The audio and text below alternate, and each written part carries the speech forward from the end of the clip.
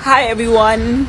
So, the Human Rights Commission has taken me to court in. They have finally arrested the leader of these xenophobic attacks. That's this man on your screen right here. Next person I want them. We are appealing to all organizations, including March on March. They must stop marching and doing what is the work of law enforcement agencies. They are not legally permitted in the country to do raiding, to verify passport. It's not within the law, and that's what we are communicating. Number two is that protests are allowed in this country. Here are the 4 or 3 reasons why South African government are suddenly panicking about the June 30th. Number 1, losses of investment. They are losing investment. Revenues are going down. South African growth every year is 1% every year. Imagine if that 1% gets interrupted. It's going down. Guys, wahala, I say the finish. The latest, guys. The leader of the March on March protesters, Jacinta Ngobeze, has finally been charged to court, arrested. In fact, the March on March protest that will be held on the 30th of June has been suspended because the leader has finally been charged to court. Is this a good news or a bad news? Let's take a look at some of the videos. Then we'll be right back. Don't forget to. They have finally arrested the leader of these xenophobic attacks. That's this man on your screen right here. Next person I want them to arrest is Jacinta, one of the most radical xenophobic leaders of South Africa. Don't worry, our prayers will soon be answered. They are coming for her. Here are the 4 or 3 reasons why South African government are suddenly panicking about the June 30th. Number 1, losses of investment. They are losing investment. Revenues are going down. South African growth every year is 1% every year. Imagine if that 1% gets interrupted. It's going down. They are going to need another year to bring back the other year that they lose, then to continue from that place again. So they will need 2 years to bounce back. Imagine how long these people have been doing this. That's one. Secondly, retaliations. Possible retaliations for the other country. You see, there is one retaliation from Botswana. The electric company was cut. They don't have light in some part of South Africa because of Botswana. That's one. Secondly, Ghana refused to renew the license of gold mine. A South African gold mine in Ghana. That's two. That's retaliation. And the number 3, you see, the number 3 is confidence of investment. Investors won't have confidence to invest in South Africa. Only black investors have confidence in black country in Africa to invest in Africa. And now South Africans say they don't want black people in their country. That is loss of confidence. And also losing investors. The reputation has been ruined. So South Africans will need another decade, like 10 years. You understand, for a good business, like good structural business, without any interruption from citizens, before another investors will even decide to come and be like, let me invest in this country. For all these things you are doing, you don't know you are destroying your country economically. You see, you guys said the country is hard, right? And you guys are doing this. The country is going to get more harder for you now. When all this is over, you guys will wish you would have stayed at home. Hi, everyone. So, the Human Rights Commission has taken me to court in my personal capacity, taken our lawyer to court, taken March and March to court, and some of our members as well as Operation Dudula. And they have cited us as respondents because they are saying that the police need to arrest us for stopping illegal immigrants in hospitals who are here for all kinds of reasons besides emergency healthcare. And ideally the South African Human Rights Commission that's supposed to be protecting our rights to life and making sure that the law is being upheld is the very same commission that is now wanting to aid and abet illegal immigrants in the country instead of making provision for them to be deported and taken back to their countries of origin.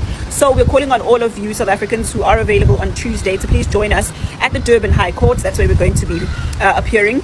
and we want to make our voices heard. We've been saying, we've been crying. The South African Human Rights Commission is taking Jacinta and her crew to court because they are not allowing illegal immigrants to access healthcare. Because remember, the law still allows illegal immigrants to access healthcare. It's not against the law for them to actually go to the clinic and get medication. But obviously, many people in the country, including myself, by the way, I think illegal immigrants need to produce some form of documentation, even if it's an ID from their homeland. But since they're illegal, I don't think they'll have that.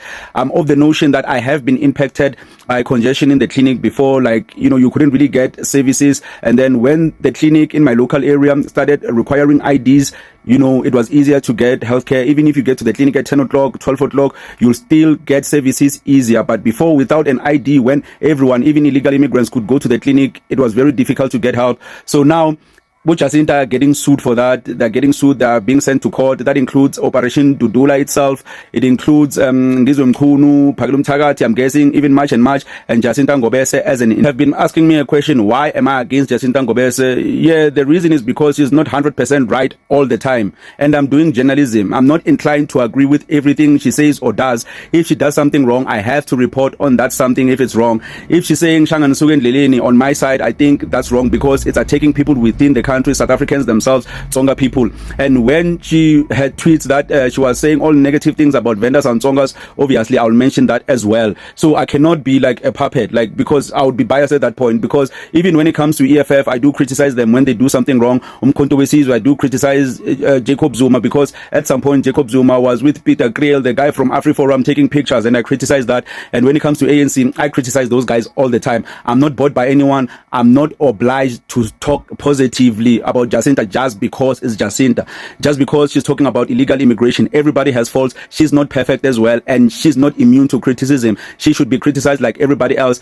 As a journalist, I have integrity as well. I have to report on the truth. You get what I mean? And we are appealing to all organizations, including March on March.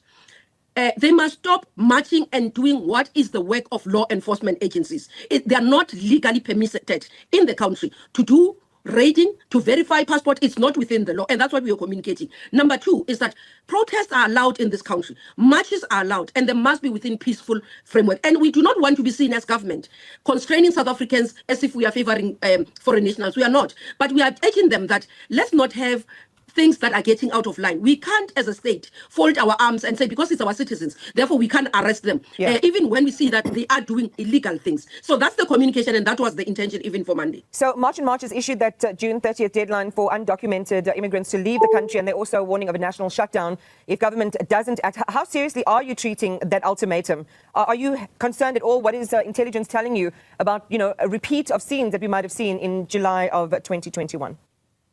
We have said to them that their lessons out of July 2021 is that if marches and protests gets out of hand, we lose properties. The same concern that we have about jobs, it means we are impacting on the jobs, and the jobs will be lost. Number two is that the same incident, we might end up with people losing their lives, and somebody must be held accountable should any lives are lost. But our intention as the state is to protect lives and to protect properties. And we are urging them, because we can't stop them, Iman. We do not have the constitutional right to stop them, the legal right to stop them. So they can march. What we are appealing to them is that their marches must be peaceful. Secondly, is that they must make application, because even including March on March was saying to us in the meeting that certain posters that they are seeing circulating are not theirs, actually. They even said, and we said to them, we do believe that some of these marches are going to be infiltrated from the information that we have. And if they're infiltrated and something terrible happens, the leaders and the organizers are going to have to take responsibility. And we are saying, let's work together so that we protect the leaders of these organizations, we protect the marchers who are their supporters, but we also protect citizens. Guys, you can see from the videos that she has been charged to court. Even she herself, made a statement that she has been charged to court. This is not a joke, because the South African government are not even in support of what is currently happening, because according to them, it's going to cause a very big problem in the economy of South Africa. A lot of foreign investors are going to be leaving South Africa. A lot of businesses are going to be closed down, and it's going to affect the country's economy. It's going to affect the country's economy, and that is the reason why they are making sure that this protest do not hold. As a watcher, what do you think about this particular video? Please don't forget to like, share, and comment your thoughts below.